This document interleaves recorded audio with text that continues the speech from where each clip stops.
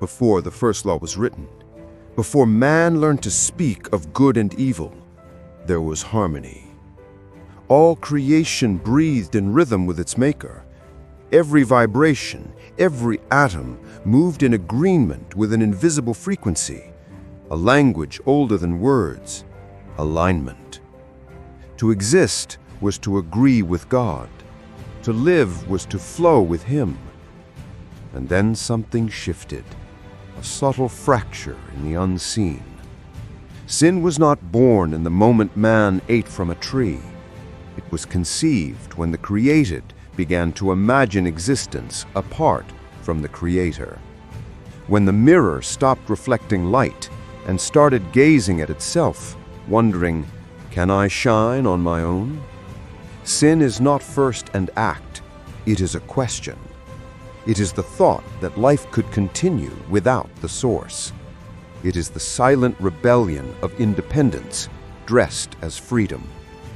It is the distortion of divine resonance when a note in God's eternal song plays off key and refuses to return to tune. That is why sin is more than behavior. It is a condition. It is the disease of disconnection, a separation that began not with hands, but with the heart. Every lie, every pride, every act of violence, these are just echoes of that first fracture. The human story is not the tale of bad people trying to be good. It is the drama of broken instruments searching to find their original sound again. Sin hides itself in sophistication. It is not always the obvious evil. Sometimes it is the subtle thought, "I am enough without Him." Sometimes it speaks the language of logic, culture, and progress, whispering that truth is relative, that light is what we say it is. But truth is not an idea. Truth is a person. And sin is what happens when we disconnect from that person. If God is the frequency of being, then sin is static. It interrupts the signal.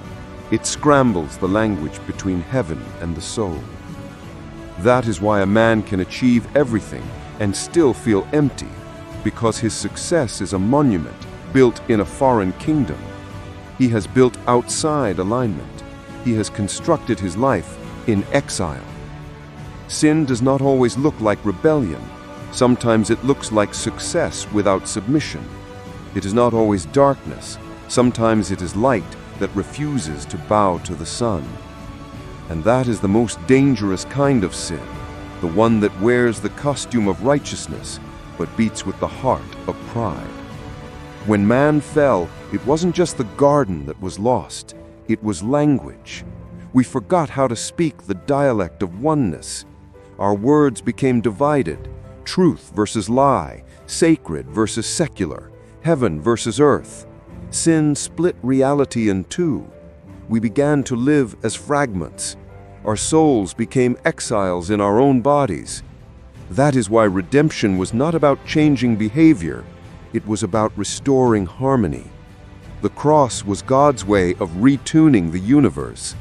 The sound of grace pierced through the static, realigning creation back to its original note. To understand sin is to see how far we drifted from the sound of love. It is to realize that sin is not just what we do wrong, it's the distance we create from what is right. It's the shadow cast when we turn our backs to the light. But the light does not withdraw, it simply waits for the shadow to remember the sun. Every time we lie, hate, or manipulate, we participate in the ancient fracture. Every time we forgive, love, and yield, we participate in the repair. Sin breaks, grace rebuilds. Sin isolates, love reconnects. Sin says, "I will rise." Love says, "I will descend." And in that descent, in that humility, the world finds healing. You cannot escape sin by denying it, and you cannot overcome it by effort. You must return to alignment. Sin is a broken rhythm, and Christ is the tuning fork of the universe. When His life enters yours, the frequency of heaven begins to vibrate again within your being. You start to remember what it feels like to be whole. You begin to see the world not through guilt, but through glory, not as a battlefield, but as a temple waiting to be cleansed. What is sin? It is forgetting who you are when you are not in Him. It is man trying to live apart from the breath that sustains him. It is not the serpent's bite, it is the slow poison of separation. And only one antidote exists: reunion. The mystery of salvation is not that God punishes sin, it is that He heals disconnection. Every drop of blood on the cross was a note, a sound wave calling creation back to its source. Every heartbeat of Christ was the echo of an ancient invitation: return to me and live. Because sin is not merely the wrong we do, it is the distance between what we were made to be and what we have settled for. And when you finally see that, you stop trying to fix yourself, and you start allowing the light to tune you again. That is where transformation begins, not in striving, but in surrender, not in guilt, but in grace, not in fear, but in resonance with love. So if you ask, what is sin? The answer is not in theology, but in sound. It is disharmony. It is when the created ceases to vibrate with the Creator. And the good news, the gospel, is that the conductor has never stopped the music.